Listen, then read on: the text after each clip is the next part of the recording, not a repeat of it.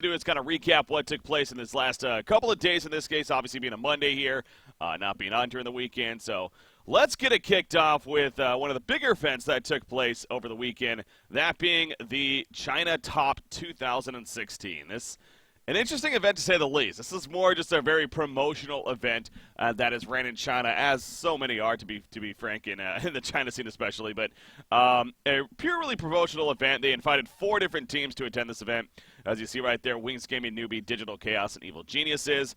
And they straight up played a single elimination tournament. It was Wings versus Evil Geniuses in the first round, and then Newbie versus Digital Chaos as well. And then the winners played each other. And as you see how it played out, Newbie beat Digital Chaos 2-0 over there in about a couple of 30-minute. It's just crazy to me that you travel all the way to China, you play 2 30-minute games, and then you get $28,000 on top of that for finishing third, fourth. So it's like, at the same time for DC, it's like, not that big of a deal. But it kind of is, because at the same time, that loss there, that meant that they're missing out on some good chunk of money, all the way up to $114,000 for first place just in a couple of series. So Evil Geniuses, though, as you do see, they took out Newbie in the end, 2-0, and claimed their title as the China Top 2016 champion. So they take home their share of the prize pool. And, obviously another interesting thing about this event, this is one of the first bigger named teams that are clashing against one another that has happened post-patch 7.0. Now, we did have the WCA land, but again, even at that tournament, there wasn't necessarily teams like a DC, like a Wings Gaming, like an Evil Geniuses. So, in fact, none of these teams played in that event, right?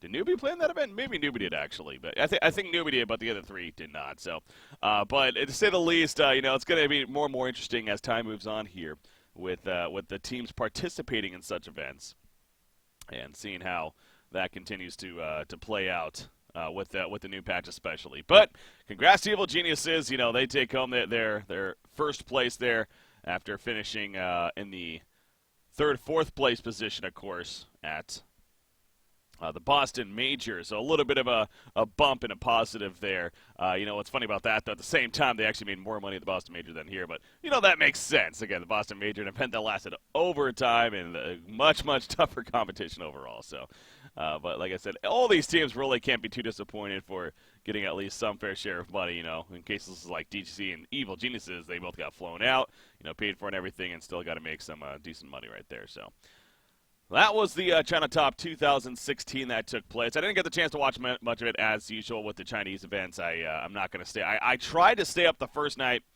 Maybe it was the second night. But anyways, I tried to stay up to actually watch some of the finals.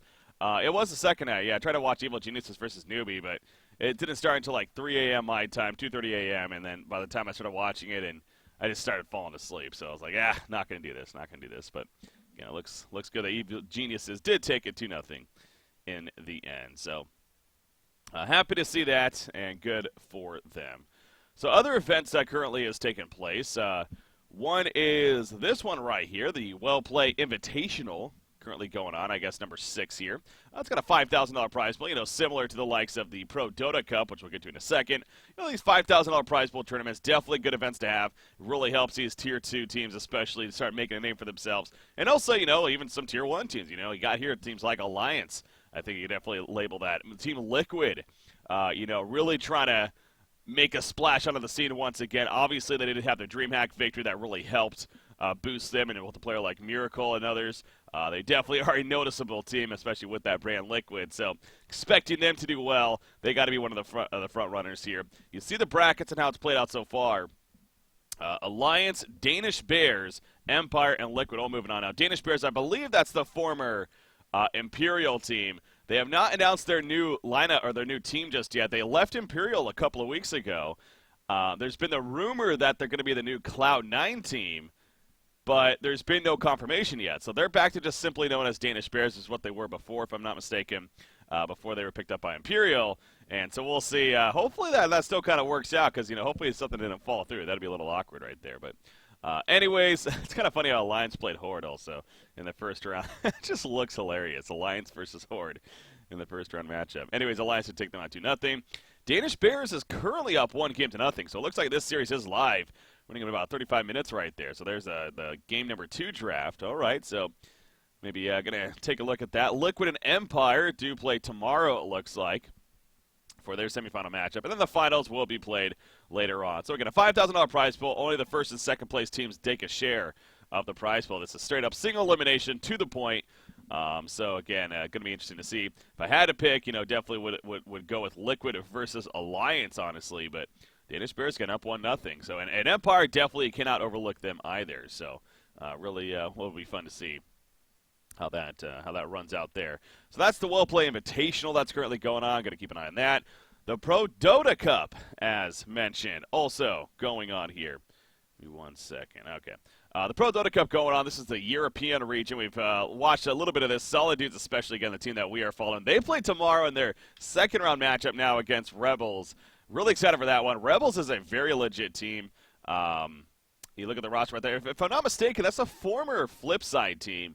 They used to be under the tag Flipside. So that's not going to be an easy matchup by any means, but looking forward to seeing them move on. Evil Corporation and Friends going at it in their next round matchup. Another team, obviously, in Evil Corp, that I'm very excited to continue to see how they do. They also play tomorrow in the later match. So, boys, we may be doing some casting tomorrow. We'll see. We'll see. I do have actual casting as well myself, which we'll get into in just a second. So maybe not, but those are a couple of series that are definitely going to be fun there. Danish Bears already advancing on. It looks like they had to play their match earlier.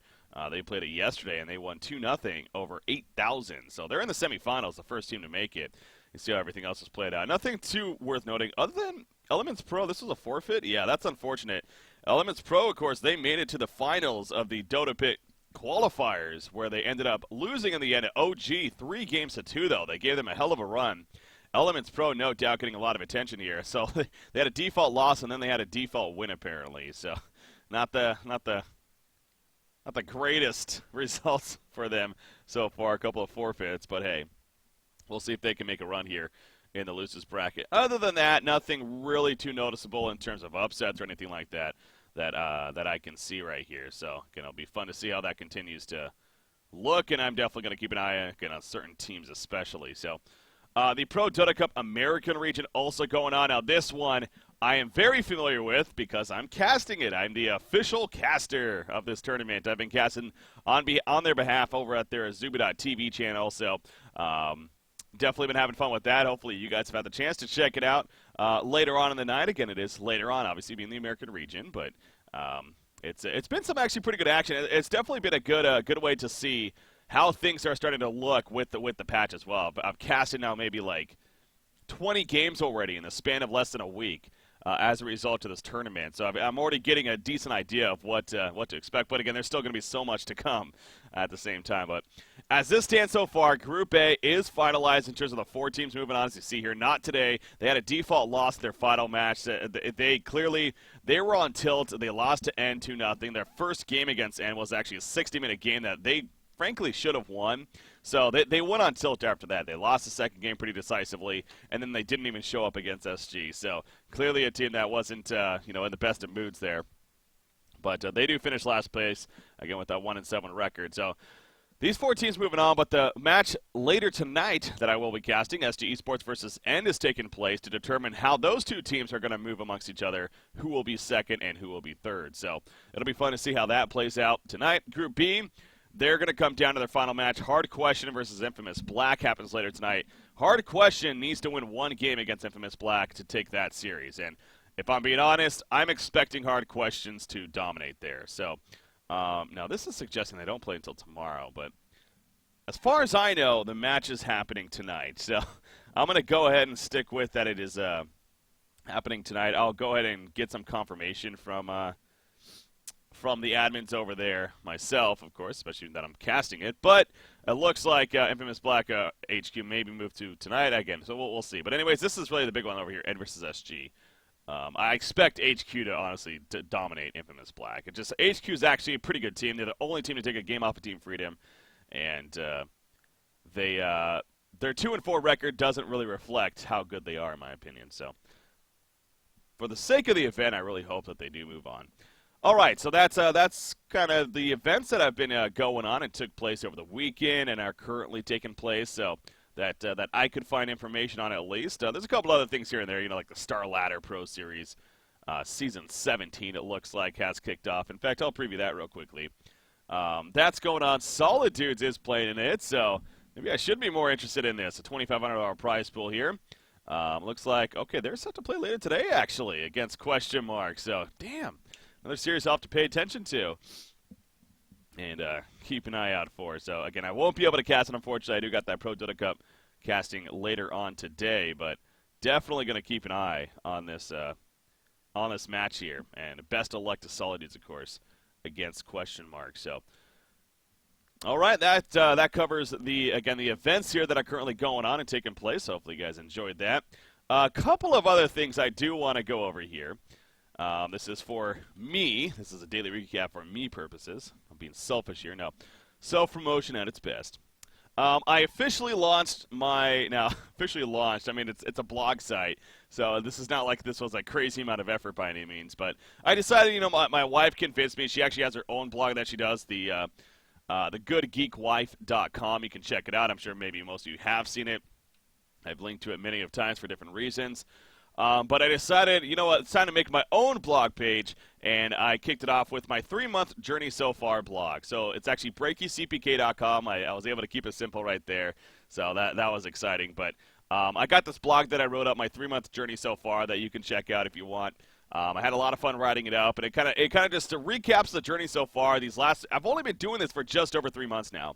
When writing this, it really had to click in me that, I thought I'd been doing this already for 5-6 months, but no, I officially started in mid-September, and here we are mid-December, basically. So you do the math, that's 3 months, actually, October, November, December. So it's only been 3 months, and I've already had the opportunity to do so much, travel to several events, cast even several bigger events, do some casts for both BTS and Moonduck, gotten to meet so many people, so many new people, see old faces, former Han players and stuff. So, again, you can check out that, BreakyCPK.com.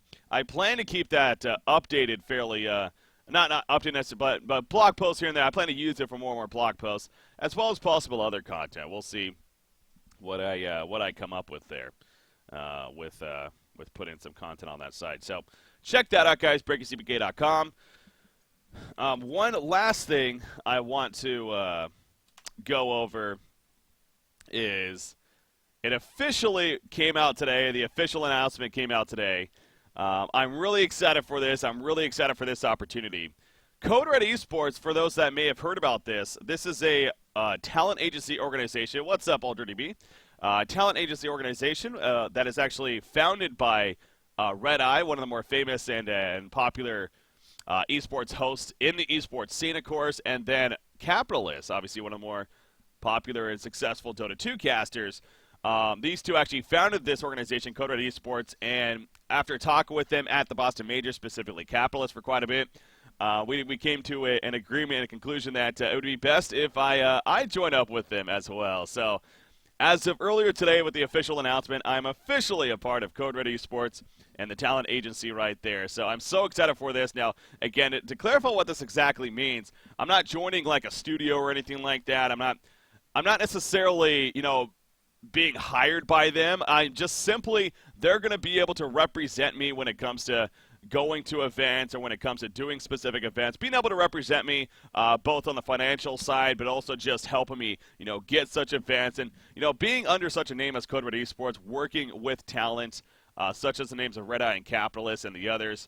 And, just being on that, on the same website as them even, it definitely, ideally will help my image that much more.